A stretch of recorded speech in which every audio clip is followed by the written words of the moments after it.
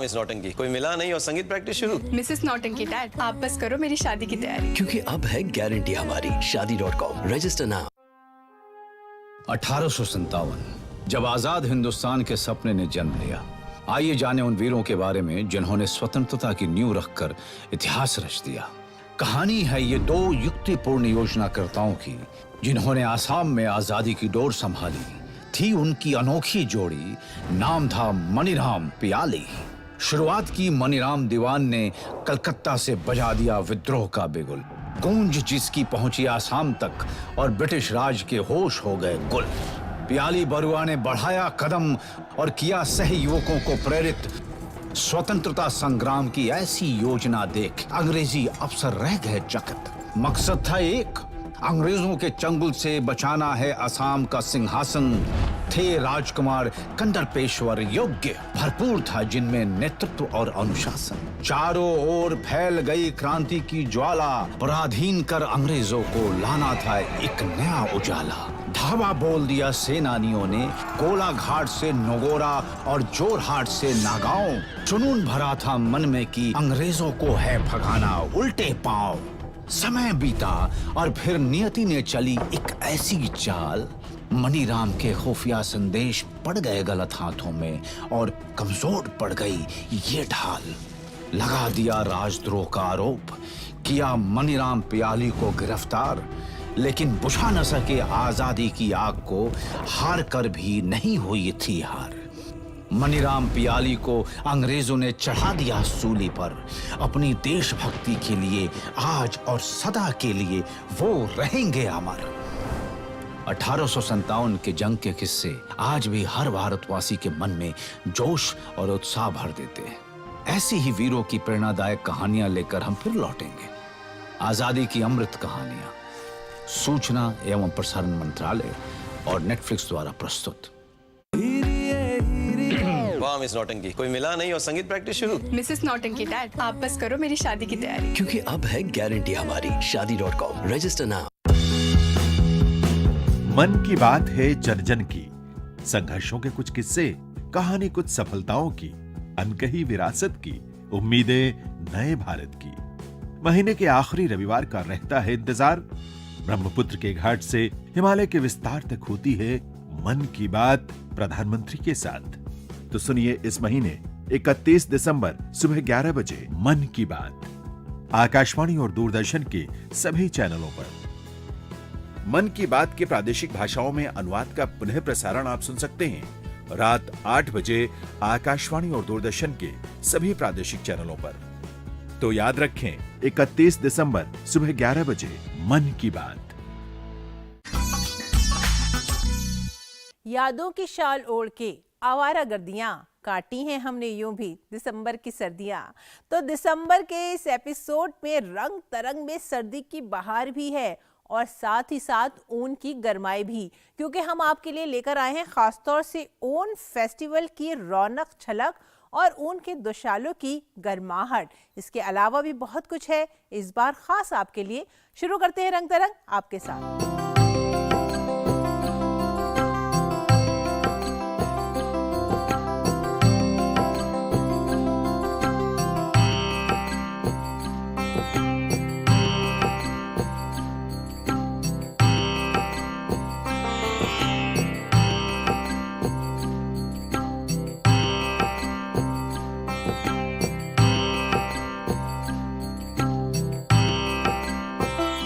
हम भी दरिया हैं, हमें अपना हुनर मालूम है, जिस तरफ भी चल पड़ेंगे रास्ता हो जाएगा। कुछ शख्सियतें अपना रास्ता दरिया की तरह बनाती चलती हैं। एक ऐसा ही नाम है अनामिका जी का, जो हिंदी साहित्य का जाना माना नाम है।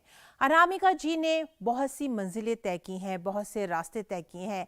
आज जानते हैं अनामिका जी के शब्दों को, उनकी जिंदगी को, और शब्दों में उन्होंने जिंदगी को किस तरह पिरोया है उसको भी। जिन्हें नमक की कीमत करनी होती है उन नमक हलालों से रंज रहता है महासागर।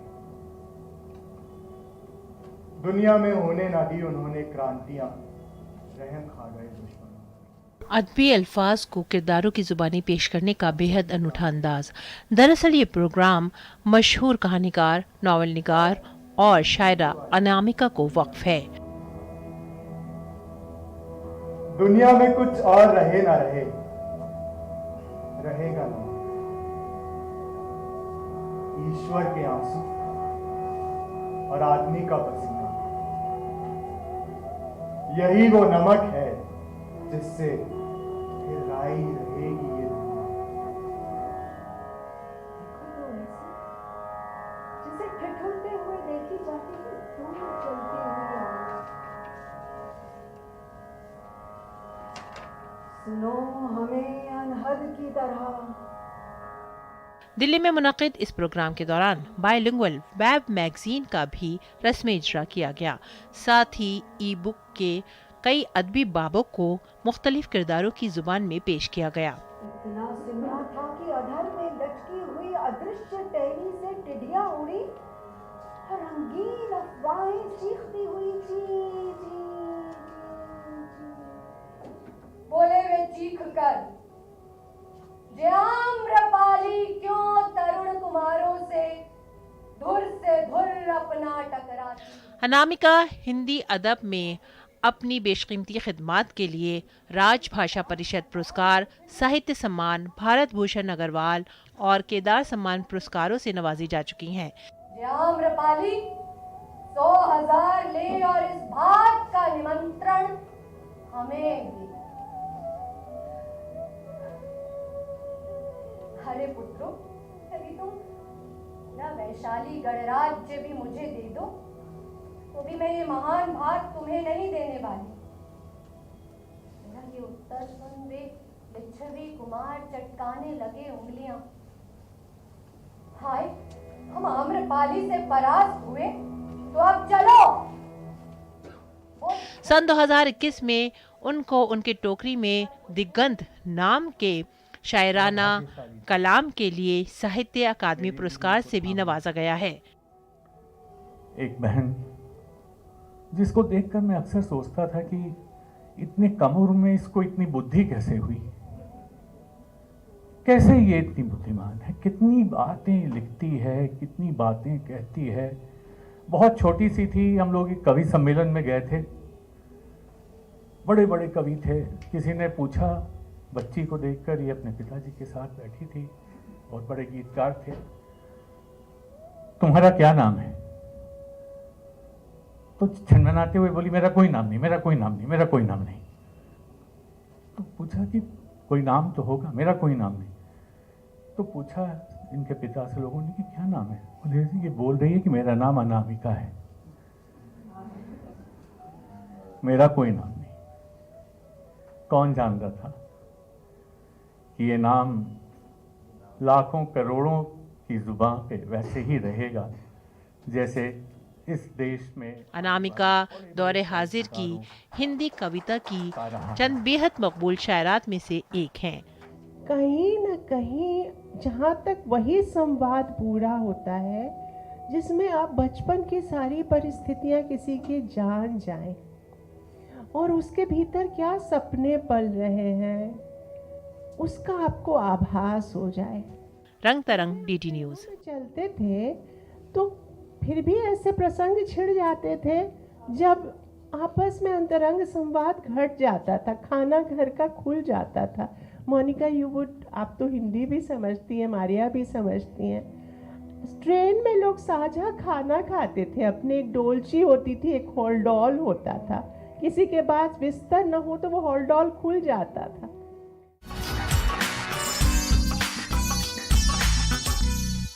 हिंदुस्तान के कदीम रक्स अपने आप में यकजाई का हुनर पेश करते हैं। पैरों की थाल, थिरक, रक्स, लय और ताल। और ऐसा ही कुछ नज़ारा था समागति में, जिसे पेश किया पद्मश्री गीता चंद्रन ने। समागति एकता का रक्स कहलाता है, जहां पर पूरा मंजर एक हो जाता है, चाहे वो सुर हो, साज हो, पैरों की थिरकन हो या घुंघरों की आवाज़।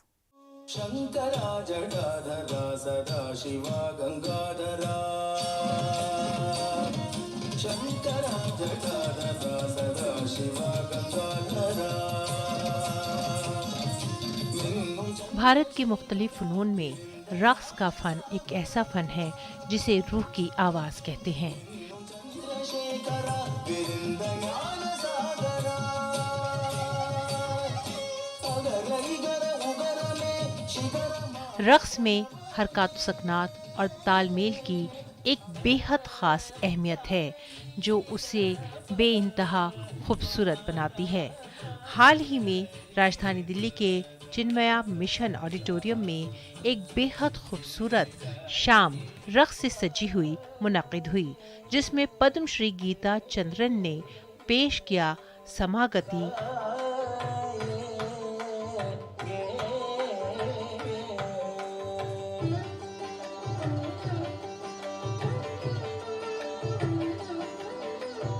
समागति एक ऐसा रक्स है जिसे इत्तेहाद या एकता का रक्स कहा जाता है। गीता चंद्रन को इस फन में महारत हासिल है और रक्स के मैदान में फ़नून की खिदमत के लिए उन्हें कई एजाज़ात से भी नवाजा जा चुका है।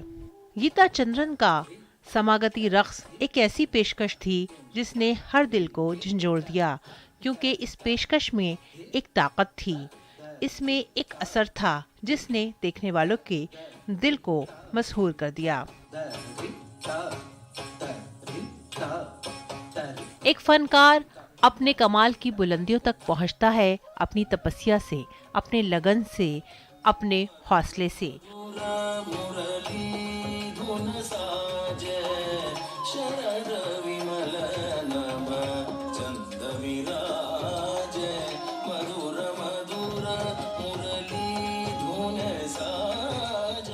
पहला जो वर्क था वो शिव के ऊपर था और शिव तांडव के ऊपर, जो हमारा ओरिजिनल कोरियोग्राफी है।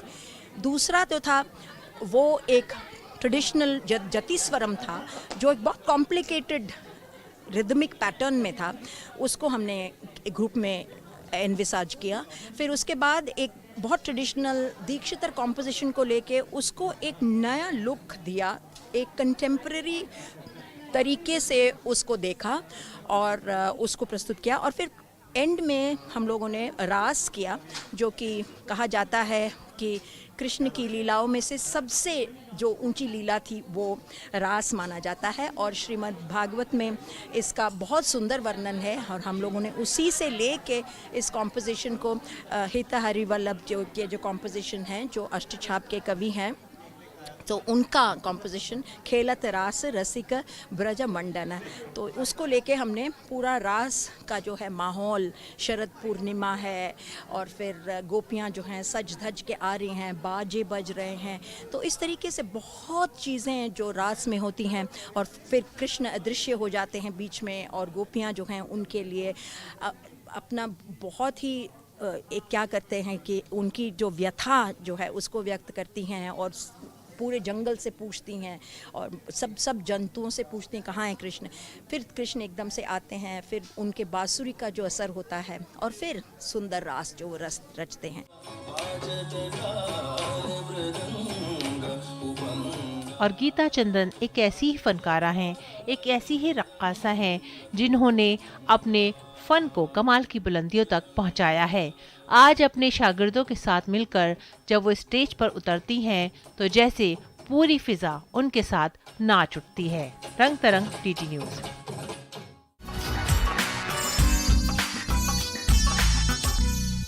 फूलों की महक, मूंगफली की बहार, सर्दी का मौसम है तो रखो रजाई और स्वेटर तैयार। इसीलिए आपको लेकर चल रहे हैं राजधानी दिल्ली के त्रिवेणी कला संगम में, जहां पर लगा है बड़ा ही खूबसूरत सा ऊन मेला। हर तरह की ऊन यहां पर आपको मिलेगी और ऊन से बनी खूबसूरत अशिया भी।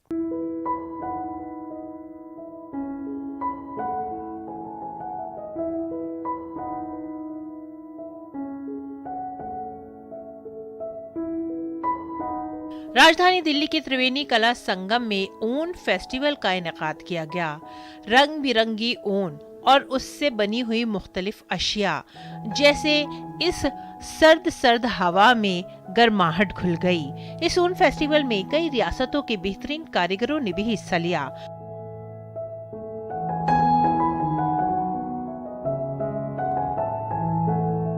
किस तरह से भेड़ से ऊन को निकाला जाता है और कितने दिनों में ऊन से कोई प्रोडक्ट तैयार किया जाता है। ये कारीगर बहुत मेहनत करके बेहतरीन चीज़ें बनाते हैं और अपने हाथों से बनाते हैं। फेस्टिवल का मकसद था लोकल कारीगरों को फरोग देना ताकि वो अपने सामान को लोगों तक पहुंचा सकें और लोग भी इस ऊन फेस्टिवल में इन कारीगरों के काम को देखकर काफी खुश नजर आए। खवातीन कारीगरों ने भी अपने फन का शानदार मुजाहिरा किया।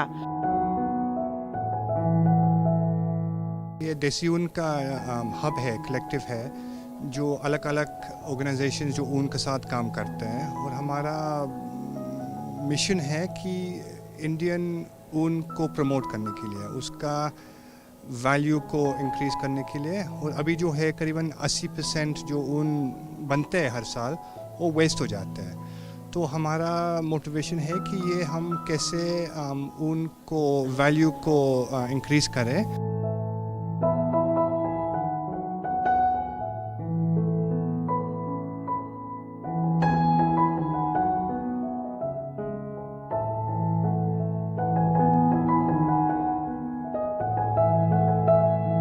जो चीज़ खाना खाते हैं ये बनाते हैं, इसका कपड़ा बनते हैं, तैरना का भी बनते हैं, ये उड़ना का भी बनते हैं, गर्मी के तैरने के भी ठंडी में बनते हैं। मच्छी के लिए ऊन भेड़े की ऊन है, हाँ उसको लेकर उसको बनाते हैं, उसका भी कपड़ा बनाते हैं। ठंड में बहुत कम लगते हैं, गर्मी के लिए ठीक रहते हैं, टाट में गर्मी के लिए। तो ये लोग जिन्होंने ये स्थापित किया है, इससे ऊन की कहानी बताई जा रही है, पुराने क्या इस्तेमाल किए जाते थे और उस स्टेज पे काफ़ी जो आजकल की इंडस्ट्रियल इनोवेशंस हो सकती हैं, जिसमें जो ऊन फेंका जा रहा है वो उसको किस तरह से इस्तेमाल किया जा सकता है। इतने सारे वैरायटीज़ ऑफ वूल अवेलेबल हैं इंडिया में, ये देखकर बहुत अच्छा लगा। और आर्टिसन से बात करके आई थिंक ज़्यादा अच्छा लगा, बिकॉज अदरवाइज़ हम लोगों को मौका नहीं मिलता है जो बनाते हैं आर्टिस्ट, उनसे बात करने का, उनसे मिलने का, प्रोसेस देखने का। इनफैक्ट लोकल फॉर वोकल की इस शानदार झलक में इस फेस्टिवल ने एक खास असर छोड़ा ताकि लोगों को अपनी तरफ राग़िब करें और कोशिश करें कि लोग इन कारीगरों के फन को सराहें, अपनी ज़मीन से जुड़ें, इन कारीगरों को और ज़्यादा हौसला अफजाई दें।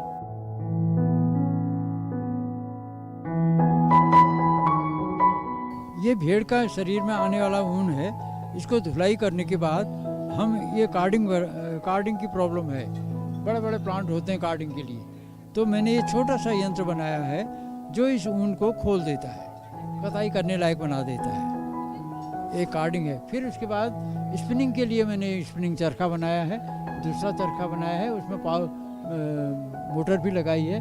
फिर बुनाई के लिए मैंने करघे बनाए हैं। हाँ, पहले तो शुरू में हम इस तकली, इसको तकली बोलते हैं, तकली का इस्तेमाल करते थे, लेकिन इसमें कम उत्पादन होता है। फिर ये चरखा आया, ये ऊनी चरखा इसको कहते हैं, तो इसमें हम काम करते हैं और थकान भी कम होती है। होने को तो थकान भी उसमें नहीं होती है, लेकिन थोड़ा मात्रा कम होती है। तो उसके बाद हमने इस चरखे में हम कताई करते हैं और ये इसके साथ साथ हम पार्ट टाइम दूसरा काम करते हैं, क्योंकि पूरा यही नहीं करते हैं। आजकल ऊन की समस्या है ना, ऊन नहीं मिल पाती है, तब हम इसको पार्ट टाइम में करते हैं जितनी ऊन मिल जाती है। आमतौर पर हम लोगों को सिखाने का काम करते हैं। ऊन के नरम गर्म स्वेटर जिनको छूते ही ठंड कहीं भाग जाती है, कितने खूबसूरत हैं। लेकिन यहाँ पर दुशाले, ऊन से बने कपड़े के अलावा बहुत से खिलौने भी नजर आए। रंग तरंग, डीडी न्यूज।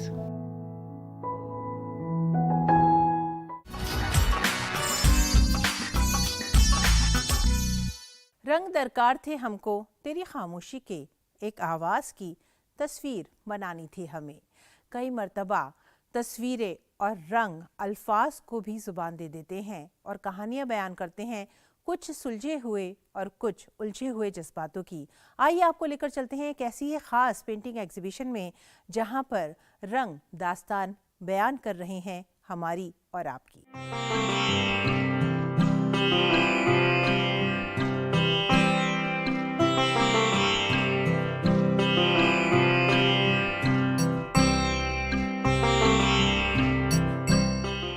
कोमल है कमजोर नहीं तू, शक्ति का नाम ही नारी है, जग को जीवन देने वाली, मौत भी तुझसे हारी है।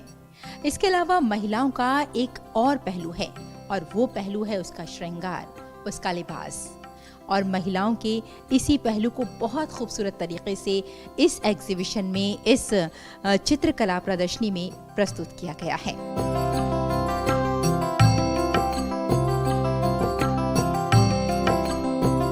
रंग और शब्दों का एक अनोखा रिश्ता होता है।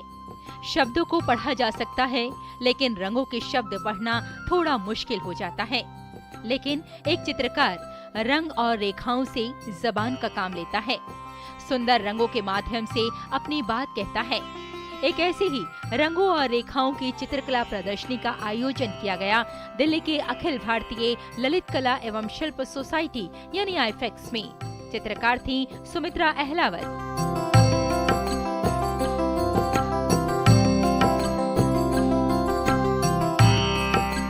चित्र के ऊपर तो ये है कि जो उसका मीडियम मायने रखता है कि कौन सा मीडियम है। जैसे चारकोल है, पेंसिल है, वो कम समय लेता है। फिर वाटर कलर है, और एक्रेलिक है, मिक्स मीडिया है, और ऑयल सबसे ज़्यादा समय लेता है, क्योंकि एक तो थिक प्रोसेस होता है उसका, और उसको जो बिल्कुल गीला होता है उस पर नहीं करते, तो उसको पहला कोट, उसको 4 कोट मैं देती हूँ। 5वें में मेरा पेंटिंग फाइनल होता है ऑयल में, तो इसके लिए उसमें थोड़ा सा सूखने में टाइम लगता है। सुमित्रा अहलावत की चित्रकारी में नारी सौंदर्य को मुख्य रूप से दर्शाया गया है। उनका मानना है कि सृष्टि में सबसे खूबसूरत नारी है। वो हर रूप में अपनी ओर आकर्षित करती है, चाहे वो किसी भी क्षेत्र की क्यों ना हो। उसका सौंदर्य उसको आत्मविश्वास देता है।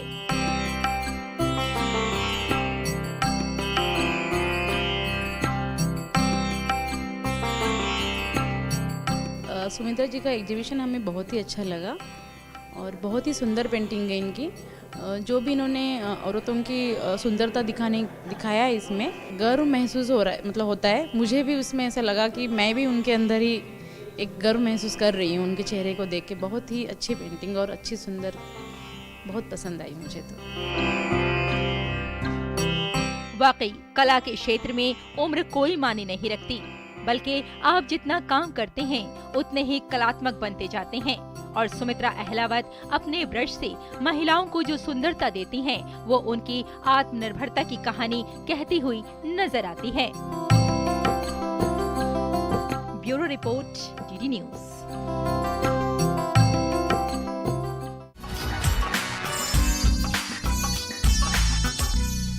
और आइए अब देखते हैं और क्या खास रहा इस बार रंग तरंग में।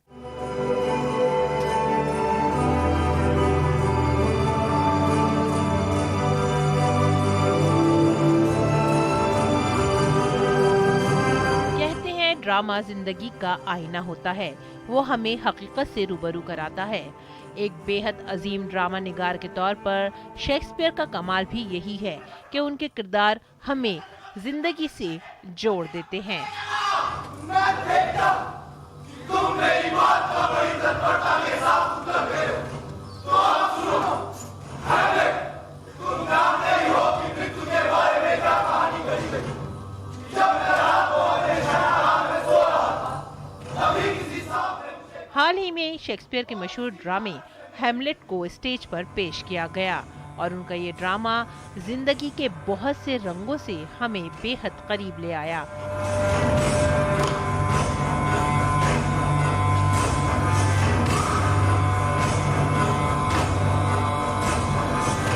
इस ड्रामे में खानदान और सियासत शिद्दत से जुड़े हुए हैं।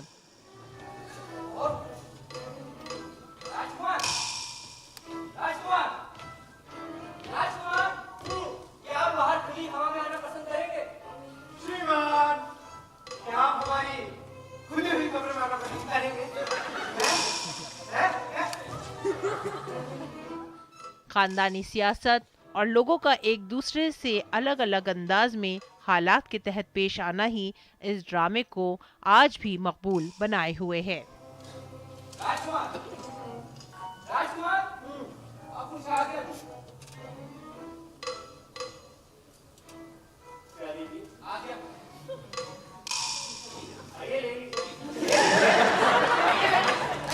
हेमलेट को एक म्यूजिकल डांस ड्रामा के तौर पर पेश किया गया। इस ड्रामे में खास तौर से मौसीकी को शानदार ढंग से पुरअसर अंदाज में पेश किया गया और इससे इस ड्रामे के किरदारों को काफी सपोर्ट मिला।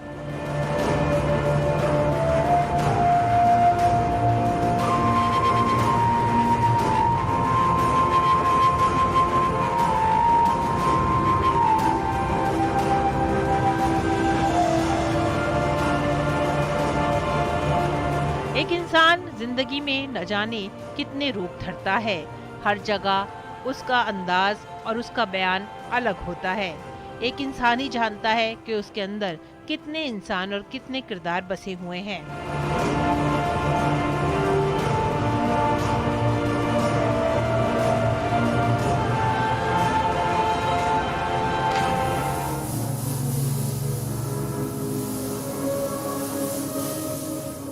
हेमलेट एक ऐसा ड्रामा है जो इंसानी किरदार और उसके साथ जिंदगी और मौत के बारे में हमें सोचने पर मजबूर करता है।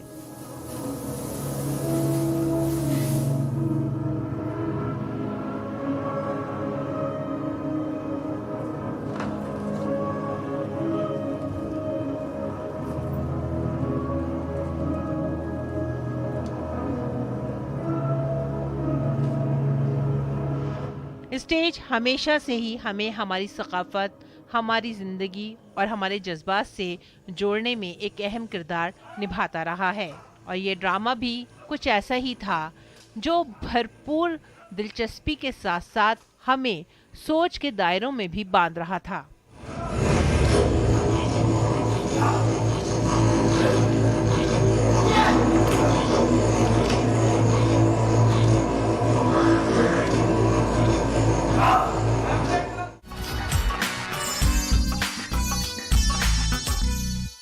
जाड़े की इस कड़क कड़कड़ाती कपकपाती सर्दी में अगली बार आपसे मिलेंगे और आपके लिए लेकर आएंगे कुछ और ख़ास कहानियाँ। तब तक के लिए आप हमारी पूरी टीम को दीजिए इजाज़त। आदाब।